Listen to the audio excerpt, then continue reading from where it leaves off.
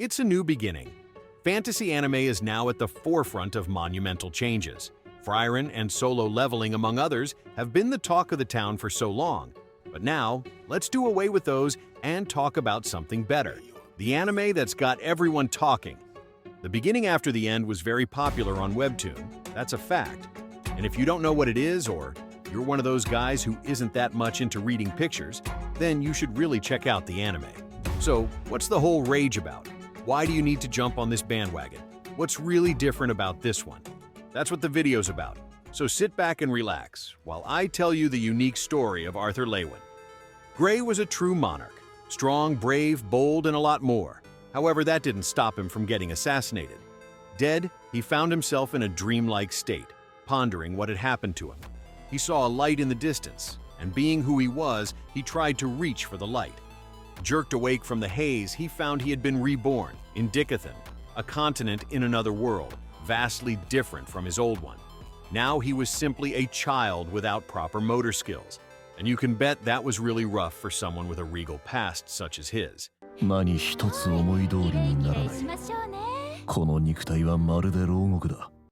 Gray was renamed Arthur by his parents, who were former adventurers. Alice and Reynolds Leywin's child tried to navigate his new life and soon found something that really sent immense palpitations through his little heart. Gray, now Arthur, had found magic, a mystical power that exists in this world, as opposed to his old one where they used some sort of strengthened life force energy, recognized as Kai. Arthur used the knowledge he had of ki accumulation from his past life to train on his new techniques. He managed to pull some mana together for 2 years, and it indeed worked well. Maybe a little too well because he blew their entire house up, hurting his father in the process.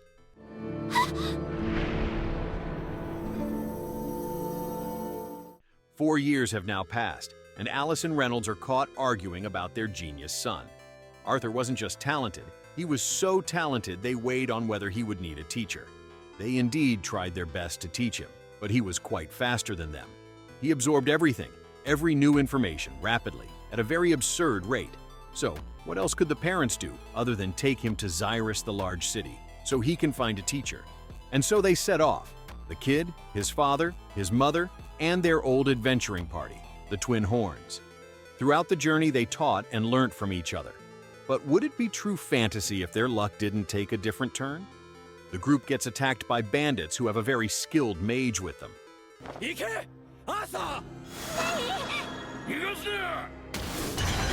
The attack leaves Arthur stuck in a very huge cave with a unique neighbor. This unique neighbor turns out to be the perfect example of what a demon lord should look. But since she didn't exactly harbor any ill will, Arthur had to settle down and keep her company. Turns out this evil-looking being has a name, Sylvia Indrath, and she decided to teach Arthur something new. She taught him environmental mana absorption, and with this technique, he could make the mana around him his own. Therefore, he could use it to cast spells without drawing much from within. This meant that he potentially would be able to cast for as long as he wants, while still replenishing his core. But he would only be able to do this if he masters the technique to the fullest. Also, the technique can only be wielded by the pure of heart. And of course, our protagonist is truly pure. After a few training montages and a lot of meditations later, Sylvia suddenly urged Arthur to hide because she sensed a disturbance in the force. Another of her kind had come, and not with good intentions. Arthur had to watch as they battled it out with. Sylvia was on a losing streak until she was forced to revert to her true form, a dragon. The transformation drained her a lot, even as she was so powerful. Powerful enough to stop time and hand over her egg to Arthur. Papa.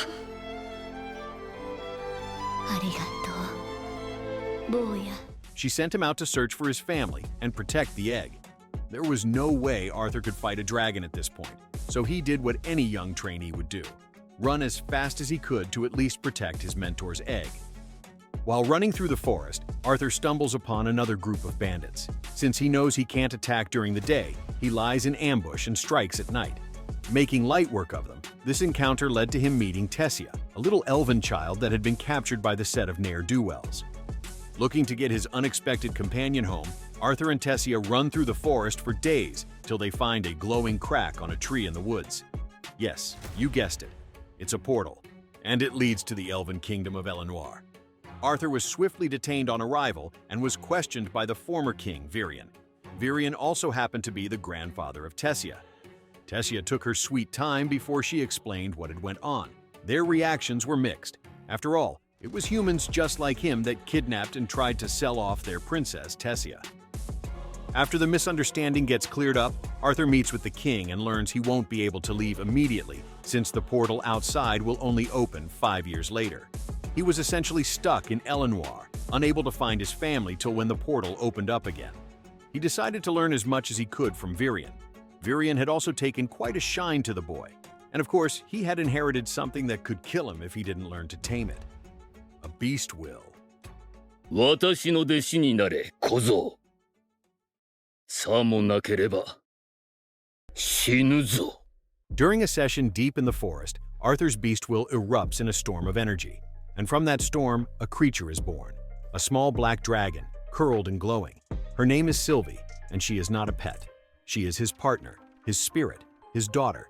With his affairs all sorted and the portal that leads outside the kingdom now accessible, Arthur had a tear-jerking farewell with Sylvie and the other elves who actually cared.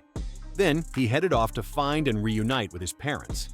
While he was away, his parents had gained a new addition to the family. They had birthed a daughter, his sister named Eleanor. After a very delighted reunion, Vincent Halstea, Reynolds' friend who had been crashing at his place, revealed that he was willing to introduce Arthur to the director of Xyrus Academy.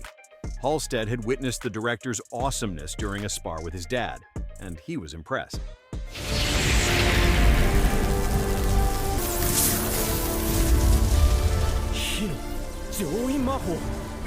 After thinking about it for a while, Arthur complied and joined the academy. Quickly, he was already displaying his genius and pure heart. Later, at the prestigious Helstey auction house, tension breaks. The Helstey family hosted a glittering event attended by nobles, adventurers, and even King Blaine of Sapin. Sylvie, the young dragon, slipped away from Arthur and resurfaced in front of the royal conjurer, Sebastian. Impressed, he aggressively offered to take Sylvie as a prized pet.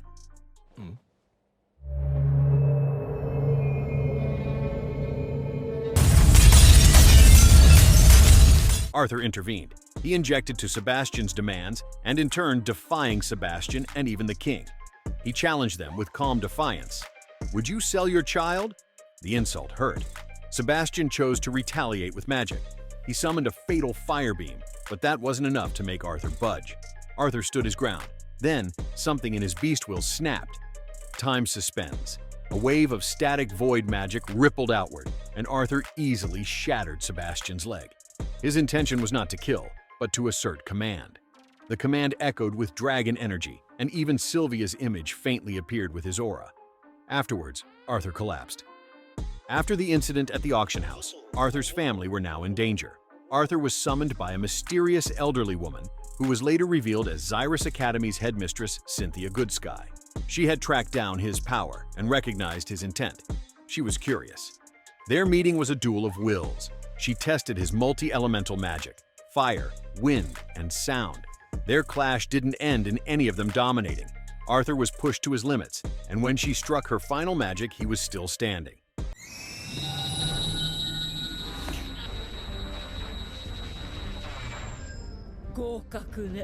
His endurance impressed her, and she decided she would take the boy under her tutelage. After the crazy battle, she made him a very nice offer. She offered protection in exchange for entry. Arthur must attend the academy for 3 years. He had no choice but to accept. At that moment, he found a volunteer guardian in Jasmine Flamesworth, who was a prominent member of the Twin Horns party. She mentored him through those years. The 12th episode will bring about a huge advancement for Arthur. Years have passed since Arthur made his pact with Xyrus Academy, and he was returning to his adventures. Not as a child, but as a masked adventurer named Note. He'll step into the Adventurers Guild for the first time, armed with a new identity and his always quiet confidence. At his side remains Sylvie, who is now matured, Jasmine Flamesworth of the noble Flamesworth family as his guardian. The reborn king had become a successful student of magic. Although he isn't a king in his new world, he had the ability to write his destiny again. 彼が大人になった時、どれほど恐ろしい存在となるか。 Arthur walks forward, mask on, sword drawn, and ready to begin a unique journey. Until next time, don't forget to hit that subscribe button so you don't miss out on more amazing recaps coming your way.